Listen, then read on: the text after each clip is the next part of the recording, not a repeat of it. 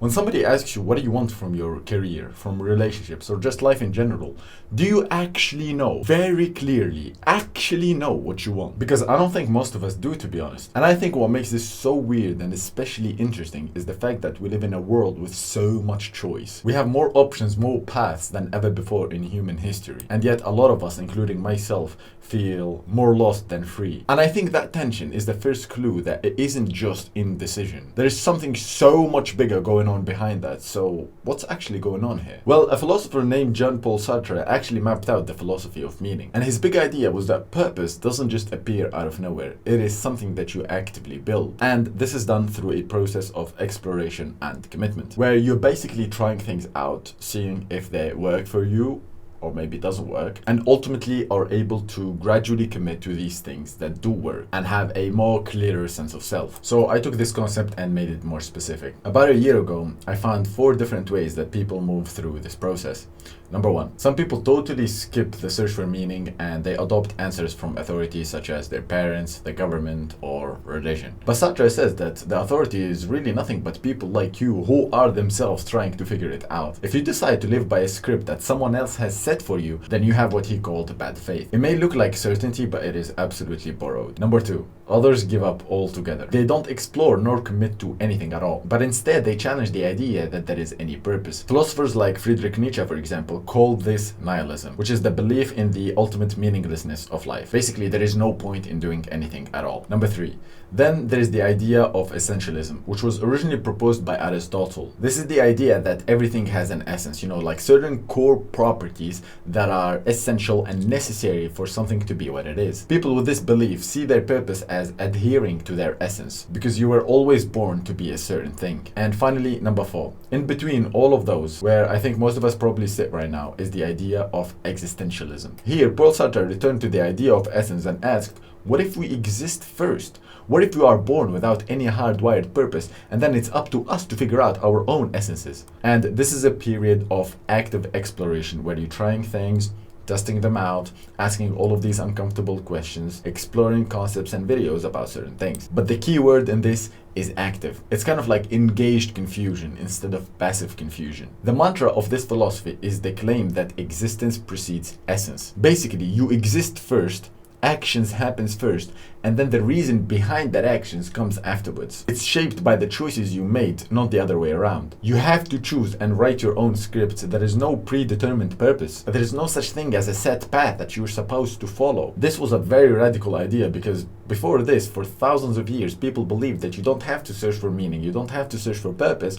God gave it to you. And existentialism is the exact opposite of that, because you are actively finding answers as you go. And for this to work properly, you need some psychological space, which is the room to explore, to try, to be wrong. It's fine. To be new at something and being okay with being bad at it, not comparing yourself with other people. And as you go, you'll have preferences that are not immediately visible to the naked eye for you and for other people. So now I want to give you some practical actions you can start taking literally right now to start with this process and start feeling like you're heading in the right direction. The first thing I did was applying what's called induction. This is a way to reason, and it's done by finding underlying patterns from observations. This is by far one of the most, literally top 3 life-changing exercise I have ever done. The way you apply this is by starting with listing every single thing you had some form of interest in throughout your life, something that you spent some time, tickling with, On the surface, these things will seem totally unrelated, but that's not a problem at all, because they're actually just different outfits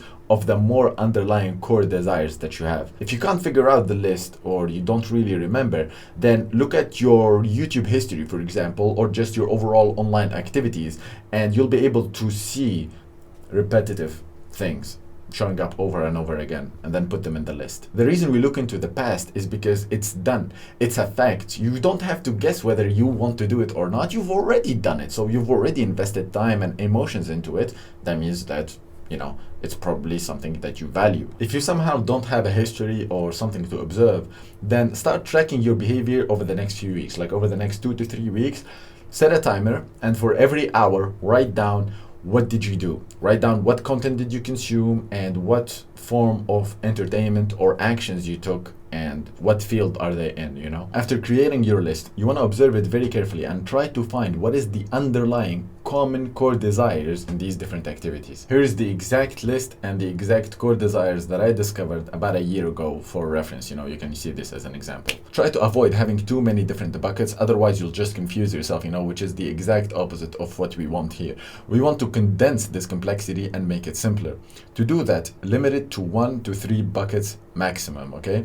And if 2 are somewhat similar, then it's pretty much the same thing, just have a better name for it. After identifying the different underlying common features in this list, you want to start brainstorming different project ideas that you're going to pursue. You want to ask yourself and try to find a project that satisfies all the core desires. A very, very important note here is to not have an all or nothing mindset. This is not the mission of your life. This is not what you're gonna do for the next 50 years. It's just a way to get started, you know. There's a big chance the project turns out to be shit, and that's fine. You're just testing stuff here to see what happens. Remember, it's a trial and error process. You're gonna find it as you go. So entirely and completely detach yourself from the emotional high at the start and also the emotional low as you're going through it, okay? Don't think to yourself, oh yeah, this is it, I finally found it. Because if you are that optimistic, then later on you'll be crushed when you discover that it's actually not what you thought, you know? But also at the same time, don't think to yourself, oh man, this is not it, I will never discover what I want. No, just have a neutral approach to it and only evaluate the feelings after the experiment is actually done. Speaking of experiments, you want to use the scientific method for this. I'll have the flowchart and extra videos in the description to better help you understand this concept. But it goes something like this. You want to start with a question, like asking, for example, what do I want to do with my life? Then you do some form of like basic research. You see the list we did earlier and how I told you to like track your behavior?